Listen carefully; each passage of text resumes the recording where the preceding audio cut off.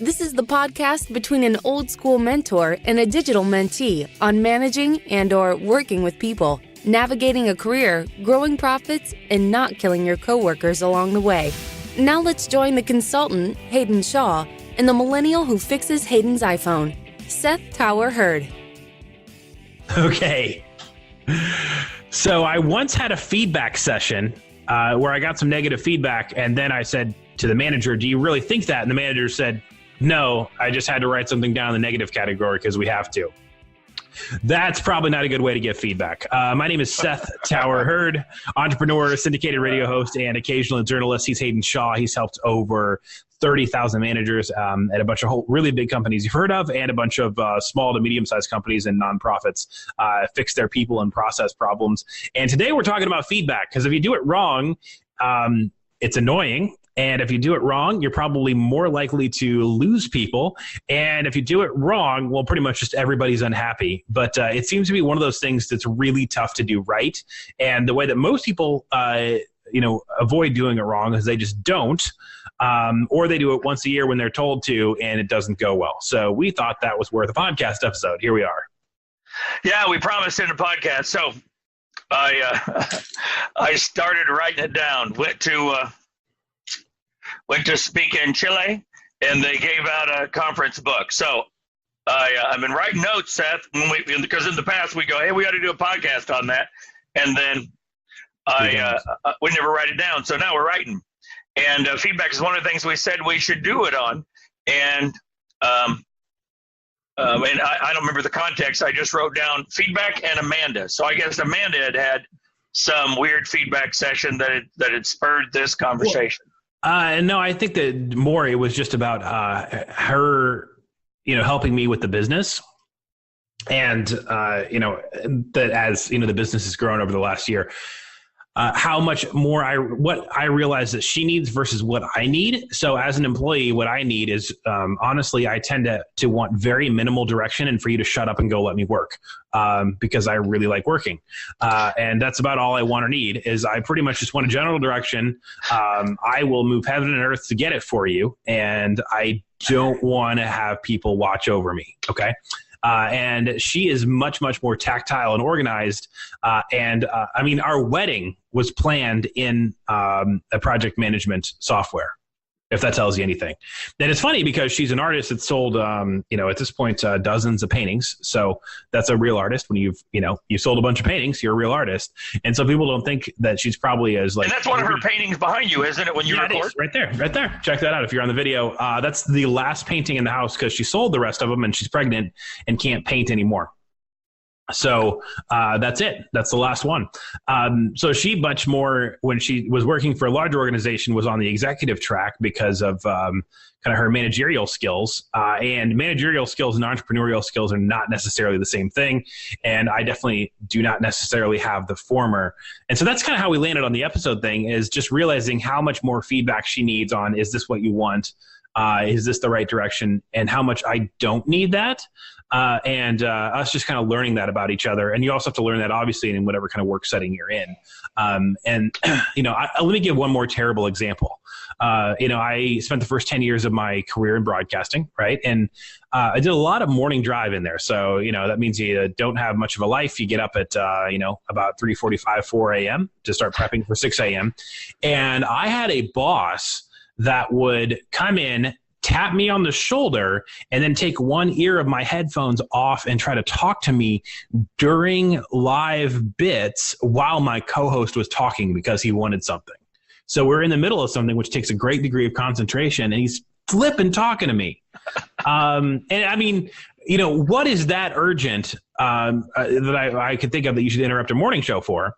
And I would say the only thing I can think of is probably literally 9/11. And during 9/11, that was appropriate.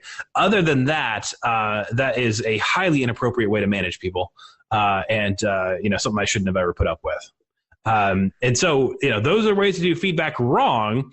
Everybody's got 2 or 3 stories like that, and we can lament about those all we want, but we definitely want to get to how to do it right, because it's much more ambiguous on how to pull that off. Well, I think most people have had great feedback as well. So when have you had good feedback? I would say my first boss in marketing was pretty brilliant, pretty tough, and it's actually somebody. It's funny. I do some work for his company now. We work together on a larger client, and I subcontract with them essentially.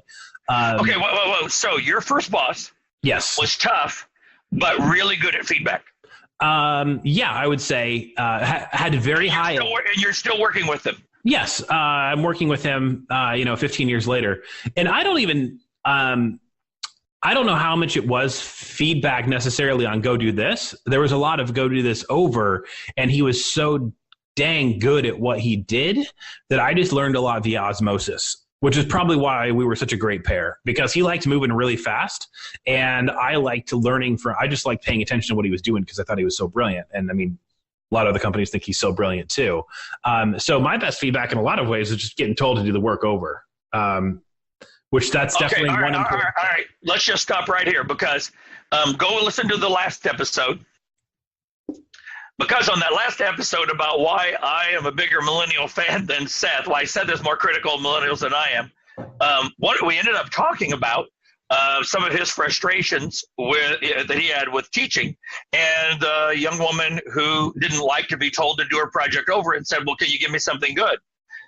So we learn a lot about Seth, and we also learn a lot about how to work with hard-charging people.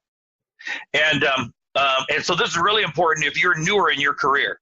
So, let's say you're my kid's age and you're in your earlier 20s and you want to work with somebody who's fairly hard-charging and maybe not the most patient person in the world. So a little more like Seth, a little less like Amanda. How do you pull that off? So let's pull both of those out of this. First, so here's Seth frustrated with that young woman. Well, Seth just likes to be told, do it over. Mm-hmm. One of the things we learn about him is I learn best when you're like, hey, not good enough, do it over, do this instead. Great, hands on, jump in. Now, take somebody like his wife, Amanda. Isn't it amazing how opposites attract? A friend of mine believes that God does not have television, and that's why God created love and marriage so that there would be comedies every week. Yeah. Well, I would say too, I say this because it applies to business, not just because I want to talk about my life. But I would say that when I was single, I tried a couple times in a very short term dating somebody who was a lot like me, who was, who took up a lot of air, so to speak, sucked a lot of air out of the room, who was a very large personality. That does not work too well.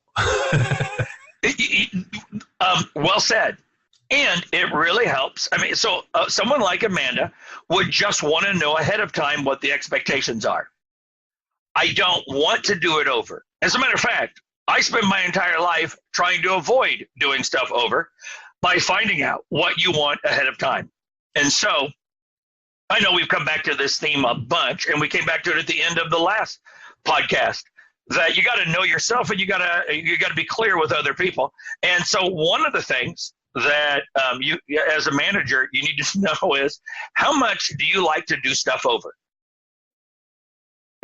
And for Seth, it worked great. For that young woman in class, it was like, seriously, you have nothing good to say? I'm now discouraged. And as my mother, who was a college professor, said, you give very capable students. She said, I never gave them a lower grade letter, but I would give them a lower increment. And if they were really cocky, I'd sometimes put them down to letter grade. She goes, I know it's not fair, but what I learned is you could motivate arrogant students by giving them lower grades, and you could motivate insecure students by giving them higher grades. She goes, I know it's probably wrong, but I would mess with increments as a way of helping them do their best work. Okay. Hey, by the way, your mic, you might want to turn you're either breathing into your mic or we're getting noise off the fan, man. So one of those two things, and I'll say something there it was. There you go. Thank you. No, I was, I mean, you can call it arrogant if you want. I definitely was in full career mode by the time I was halfway through college. I was doing radio, TV, and journalism and not internships. And I know, and all right, this is still my favorite story. So I know I've had you tell it like twice so far on the podcast. Okay. So if you've been listening for the last, all right. I know we've told this story 20 times. In the last 20 episodes, I probably had you tell it 2 times. But Seth, you gotta You got to tell them the story about Dog the Bounty Hunter. That's still my favorite college working story. I'm going to, and I'm going to preface this with, I go way out of my way to not name drop. I'll go this far. I interviewed 2 Oscar nominees last year, and I don't even think I shared them on my personal social media, because when I do a really big story, I do a little bit of entertainment writing, just kind of more as a hobby. And when I do a really big story, I tend not to share it on my own social media, because I just don't ever want it to look like I'm trying to build my own success off somebody else's platform. So I'm happy to feature stuff that's new, but if it's something that's big, I'm just going to let the magazine handle it, and I'm not going to touch it, because, quite frankly, because I'm going to win. And after I won, I don't want anybody to say, "Oh, well, he just got it because of this," right? He just got attention. He just got attention for his business podcast because he's writing about, celebrities or whatever. No, I don't do that. So I don't put it out there. However, for this one, I'm sharing because it's hilarious. So I was late to class. And again, I was doing a TV show in Chicago. I was doing a radio show in Chicago and writing for 3 different magazines that were either regional or national, all before I, had finished my junior year of college. And I was late to class. I was standing out in the hallway talking. And the professor was like, "Well, I hope that was important," when I walked in. And I said, "Yeah, it was Dog the Bounty Hunter's agent, and I didn't know how to hang up on him." And she never bothered me again. That was it. That's still my favorite Seth in college story. Yeah. So exactly. So for you, it wasn't a lot of, "Hey, let's figure it out." You mentioned in the last episode that you were doing, you were teaching website coding. Well, you didn't know website coding before you were asked to teach it. You just taught yourself how to do website coding so that you could teach it. Yeah. Furthermore, more than that, I lied and said I could teach it and learned it in 3 weeks. And that's why I build websites now, because I got asked to teach college class on website coding. I had always wanted to teach college. I had the credentials, and I just lied. And I was like, "Oh yeah, I can do that." And I walked in sweating bullets, and I pulled it off. I didn't know that part of the story. So that's so, ladies and gentlemen, we don't always recommend lying, especially for a religious college. No, it wasn't for a religious college. This was for a for-profit college in Chicago. So, well, there you go. Good for you. Yes. Anyway, it wasn't a lie. It was just a premature statement. 3 weeks later, you were ready. I was ready. Anyway, the point is, Seth is like, "Hey, I'm going to figure it out. I'm going to go. Let's go real fast." There are some people who don't do well that way. And if you're working for somebody like that, they need to know what you want ahead of time. They need to know how to succeed. And often they like to get things off their list. I had an exceptional admin who, she left me when, she had her second child and said, "Yeah, too much to juggle." And then she went and started her own business and made a lot of money. Anyway, she was one of those folks that was just very structured, very planned out. And I knew that there were some details that were not my highest priority, but she had to get some things off her list. And she was not happy until she could get some check marks. And so I knew that I couldn't skip a meeting that we had scheduled, even though there were some other more pressing urgencies, because what made her happy, what motivated her, is to get 10 or 11 things checked off. And so for people who move really fast, they're like, "Hey, let's clean up the details later." People who need structure are exactly what we need. And at the same time, the amount of setup necessary, the amount of feedback, the amount of just information, if you want to put that in the feedback category, we need is huge. But yeah, I want to highlight for those folks who are more management oriented, use Seth's terms about Amanda, more management rather than entrepreneurial. For those of you who are managerial, you need to realize you're going to have some people like Seth who just want to go, and they're not as upset when you say, "Do it over. And here's what I need you to do differently." And yeah. Go ahead. No, and people like me are awesome because we will make you money. We'll go find the customer. We'll put in a ton of hours and be super happy to be working really hard. People who are, but you're not easy to manage because you don't stay in the traditional boxes. And for those of you who are management oriented, Seth is right. They can make you a lot of money, and but you need to figure out how they roll and roll with it. Yeah. And On the feedback episode, I would say that all of a sudden we were at this place where I have pretty accurately, this is anecdotal data, but I think it's pretty accurate. Sometimes anecdotal data is true, that there are people like me, there are starters, and then there are operators, and then there are processors, right? So starters are those are three good. Those are three workable categories. Yeah, workable categories. So I'm the kind of person that will figure out a way to get new sales in the door. Of things I worry about, or think about my weaknesses in business, selling, making connections is not one of them. People ask me, how I've grown the business, and honestly, I put out really good content with you. I write a good bit for like Medium. Medium.com. If you're not over there, that's a really good thought leader space right now. And then I just go hang out. So we're going to talk about what's hot in social media next episode. We are going to talk about what's hot in social media. And then the third thing is I just go hang out at as many places as I can. I go to as many networking events. I go to as many events. I try to work at Starbucks. I Uber on Friday and Saturday nights because we've gone from two people with two jobs to, a family of three in October with, zero quote unquote jobs after the company Amanda was working for, went out of business, possibly because of some, illegal activities on the part of the ownership. So, I Uber on Friday and Saturday nights, to kind of make the transition as the business grows, right? And I have probably sold more stuff via Uber than I would have ever imagined, because I got people to talk to them for a half hour. So if I can talk to people for 5 to 20 minutes, the odds that I'm going to get a meeting are really good. Not necessarily that I'm going to sell everybody I have an initial meeting with, but if I can talk to you for 5 to 20 minutes, you're probably going to meet with me and I might make the sale. Okay. Managers and processors can't do that. Okay. But what I can't do is run the business on the back end without being driven crazy. So sometimes that means virtual admin. Sometimes that means Amanda helping me. I've realized that people who are processors can do in 45 minutes what it takes me 4 hours to do. And that is not an exaggeration. It's just so much against what my natural skill set is. I'm so slow at it. I hate it. I'm miserable. And so you need all three of those people in business, right? But you got to give them feedback very differently. This is, and I think yes. Speaking of feedback, last week my wife said to me, I've watched your speeches and watched Q&A, and you always pause. I've actually recorded somebody talking about millennials who doesn't pause. It seems like they know what they're talking about.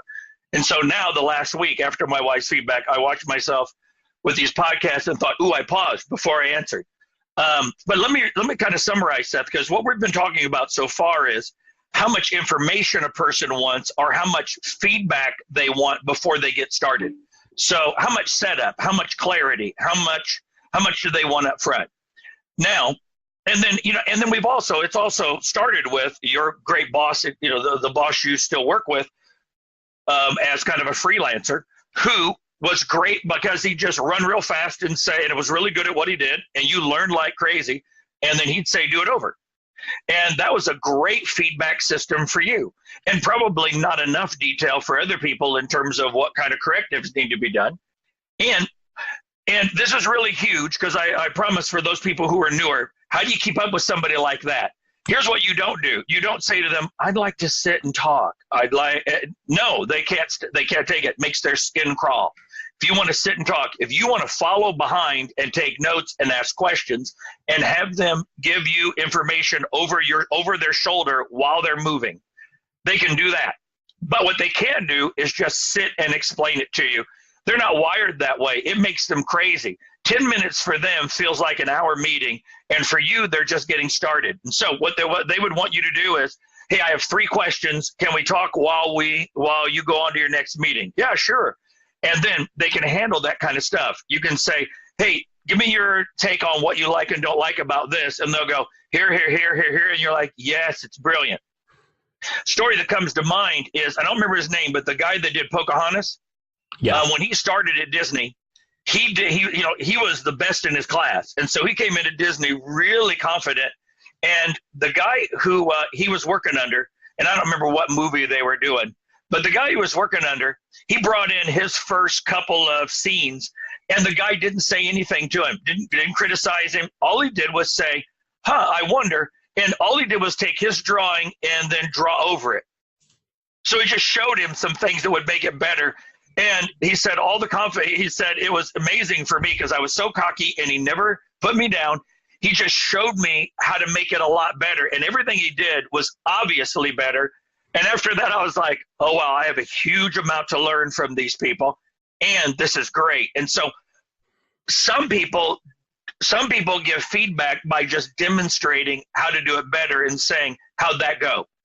That's a great approach to do. And if you're working for somebody who's entrepreneurial and who is full speed ahead, you can follow them. You can ask them to review your stuff on the move. All right. What about often when people hear things about feedback, they're like, oh yeah, how do you give negative feedback after it's over without having people break down, without having people freak out, without having people. And because it's a consultant in the Millennial, I've had a number of managers over the last 2 months say to me, how do you give feedback to millennials without them getting upset, losing their motivation? One of them said, curl up in a ball in the corner. Those are their exact words. And so let's just talk about negative feedback. Who do you have who's given you, who sat you down and had conversations with you, and what's worked and what's not worked in those feedback sessions, Seth? Oh, man. It's been negative. I don't know that I've had that. I've had a very toxic boss that I probably should have sued. Really, I think I mentioned that on the podcast before. I had a toxic boss who sent me to an event knowing that I had a life-threatening allergy to peanuts, and sent me to an event with Chick-fil-A and lied and said, oh, they're not coming. And then I wound up in the emergency room. So, and that, yeah, that's a pretty bad boss. So there was never any formal feedback session. That sounds like a short story in a collection of mysteries. How to Kill a Coworker. Yeah, with Chick-fil-A. It sounds like a short story in a mystery collection. Yeah, so that boss would just randomly pick up the phone and yell. And that's all the positive or negative feedback. I would say I got virtually no positive feedback ever. That boss also tried to teach me a couple of things and was so bad at being impatient and honestly had broken me down so much psychologically that there were a couple of roles that I could have stepped into if anybody else probably would have taught them to me. But for that boss, I was so jacked because that boss had said, you're not good at this. Had told me 6 or 7 times, you're not good at this. And then it tried to put me in that role. And it's actually something I would have been really good at and actually do as a volunteer for a nonprofit right now. I like doing some volunteer work. I like doing it in the stuff I'm already good at, as opposed to just, stuff in envelopes or whatever. Right. And so add that. And then I would say that other than that, I have not had bosses that did employee reviews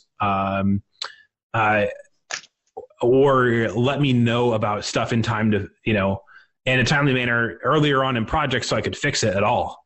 A lot of them waited till the project was done and then were upset about something or didn't know how to give negative feedback and just didn't do it. I would say that this is something I haven't learned a lot on the fly on how to do. As far as me, and so I think a lot of people would say the same thing when I ask them the question, who have you received good feedback from? They're like, but almost everybody has a story about bad feedback.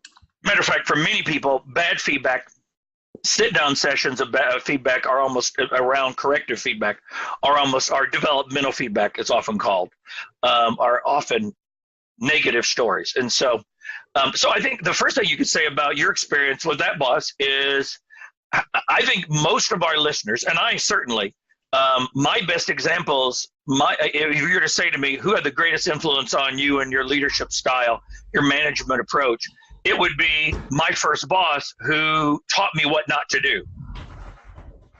Yeah. And I think a lot of people listening today would say, oh yeah, I learned more from the people who taught me what not to do than I did from, so take what Seth boss did and don't do any of that. And then you will be better than if you hadn't listened to this podcast. So don't do it. Yeah, and I think that when we talk about the three kinds of people, right? If you got somebody who's a starter and you put off giving them feedback, I don't want to be yelled at. I would like to have a regular check-in, which I think that managers should be having. If you've got too many people to check in one-on-one, then honestly, you probably need another layer of management. Boom. We make fun of all these mid-level managers. If you can't talk to each employee one-on-one once a week or every other week, you got too many people. You got to figure out a way to run it more like the military, where there's a sergeant between the lieutenants and the privates. Okay. That's right. Good. That's perfect. Yeah. So I would say that I really do want feedback, and I'm pretty hard-nosed. It's like, if something's not good, just tell me. And I would much rather fix it than get to the end of it and have somebody say, the customer didn't like this. The internal customer didn't like this. Or, I just didn't meet my expectations. And I'm like, well, you sat there and watched the project for 6 weeks and said nothing. And if you really want to tick me off, that's a really good way to do it. And if you just randomly yell at me, I'm actually a person who can absorb yelling pretty well. I'm 6'6". I could break your jaw anytime I wanted to, because I also, one of the nonprofit I volunteer with is a boxing nonprofit that teaches poor kids to box. So I know how to hit you. I choose not to. So when you're yelling at me, I'm just breaking your jaw in my head, even though I'm never going to do it in real life because I own a business and I can't afford to be in jail. Okay. But if the randomly yelling thing, even though I absorb it better than most people, eventually I just get to where I don't want to make any decisions because I have got PTSD from getting yelled at. And that's what's so dangerous about managers raising their voices. Plus, it motivates very few people. It makes the manager feel powerful, but it motivates very few people. So how about this as some things that'll make any negative feedback session go more effectively? The first one is a classic one, which is you praise in public and you reprimand, you give corrective feedback in private. And so one of the worst ego trips that managers do, I call it the boss card game, where you drop the boss card on people, is where you give negative feedback to an individual in a group setting. That's one of the ways where people are like, you are dead to me now. They're just like, because you've now done this to embarrass me in front of other people, and you've either made yourself look bad or you've made me look bad, and it's not good for either of us on the team. It makes the dynamics all weird, and what happens is it makes everybody on the team get quiet, just like you described, Seth. So classically speaking, do not reprimand an individual, do not correct an individual in public, in front of other people. Now, if you're having a give and take in a meeting, there's nothing wrong with saying, hey, here's what we need to do as a project. But you don't reprimand in an individual in front of a group unless it's a give and take session. Couple of things. First, you sit down and you do not do it quickly. So what will happen is people just don't like giving feedback, so they try to do it fast. And you don't do it passive aggressively. So here's what the research shows. We've all heard of the sandwich technique, where you give a lot of praise and then you slip the knife in with what you really wanted to tell them, and then you say a lot of positive things, the sandwich technique of feedback. The research on it shows that it's much like going and buying a used car. When a used car salesman comes up to you and tries to learn about you and your kids, who you're like, I don't trust you, it actually raises your defensiveness and your stress level. It's actually much more effective to say, hey, I need to talk to you about something that I don't think went quite right on this project, and just pull the Band-Aid off and then talk about the positives. So here's what the research shows. It works better to do the negative up front, get it over with, so that people aren't, well, how many of you have worked with somebody whose boss uses the sandwich technique? You keep waiting for the other shoe to drop while they tell you, you're so valuable to the team, we're so glad you have our other team. You don't believe it. You're just like, okay, this is the butter. And now comes the knife. When's the knife going to come? I don't feel the knife yet. I don't feel the knife yet. When's the knife going to come? It actually raises anxiety. We wait for the other shoe to drop. So skip the sandwich technique and go straight to the point, and then come back and reassure the person where their standing is. That's what the positive feedback does. The positive feedback on the backside of the negative reassures them. It reassures them they're still on the team, reassures them they've not lost, they've not dropped in your estimation, assures them they've not lost status. Oh, sorry about that. Thought this was turned off. And it helps them know where they are. It helps them know that this feedback's not cataclysmic, because some people can get really funky about the way they take feedback. Some people brood on it. Other people like you are like, yeah, whatever, thank you. I extracted the good parts of it, you little yeller. But other people really brood on feedback. I had a colleague say to me once, he goes, I can go to dark places very quickly. I thought that was a great way to describe how brooders or worriers treat feedback. And so you need to reassure them, hey, you're good. This is great. I really appreciate what you've done. Tweak this. Or if it's not great, I just don't think this is working out, is a great way to give some people some horrible news that, yeah, your employment really is in jeopardy.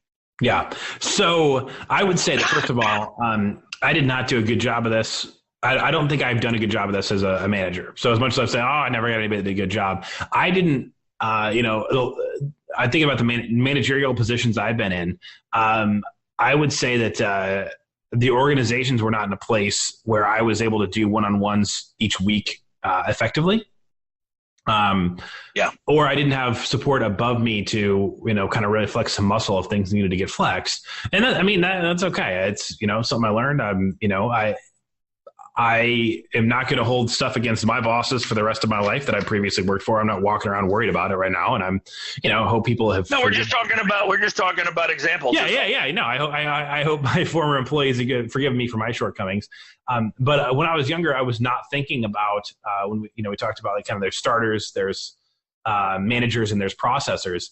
I was not thinking about my employees that way. I was thinking about them like me. And I gave them a lot of rope to screw up and probably did not give enough of them enough positive feedback because I didn't necessarily need it myself. And I think what you're saying here is so helpful to people, because every one of us has learned that every one of us manages the way we would want to be managed, and then discovers it works for half the team and not the other half.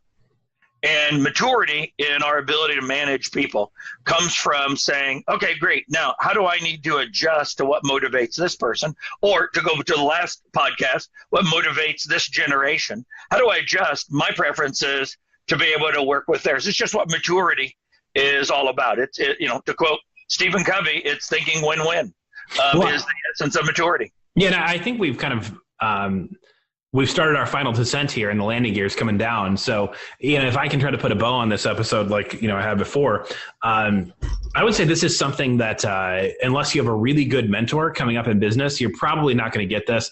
This is not something they're going to cover in business school. If you have an MBA, they're going to be very clinical and say, here's some stats about feedback, and stats don't really work real well when you're dealing with actual humans. It takes some, actual emotional intelligence, some ability to read the room. Right. So and some experience, and like we talked about, it takes sometimes you only get that through experience. Yeah, and I think about being a younger manager and managing. We said we're going to do an episode about managing generations older than us, right, or different generations. I would say that if one of the things that I wish would have happened is if you're going to hire a younger manager, somebody who's still in their 20s to manage. Manage other people, then you probably need to, as a higher up, realize that you really need to invest time in that person and talk about what's going on with them, because this is not something that you're naturally going to fall into. Like, I was a swimmer growing up. I'm naturally a really good swimmer. I was naturally better than most people and then built on my skills.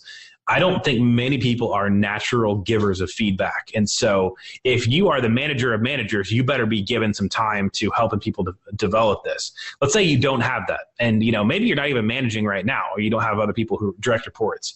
You need to realize that, first of all, the research shows that annual reviews do not do jack. You need to be, weekly, bi-weekly at the most. You need to be giving feedback. I mean, monthly, I suppose, if that's all you can do. And you need to, before every meeting, say, who is this person and how do they take things? Do they have to get things off their list? Are they starters that want to be left alone? or are they somewhere in the middle? And you should not speak one word until you've answered that question. I think that's really well said. I know you're putting a bow on it, but let me give you 3 more things. Yeah, go for it. About that makes feedback practical that I've seen trip people up.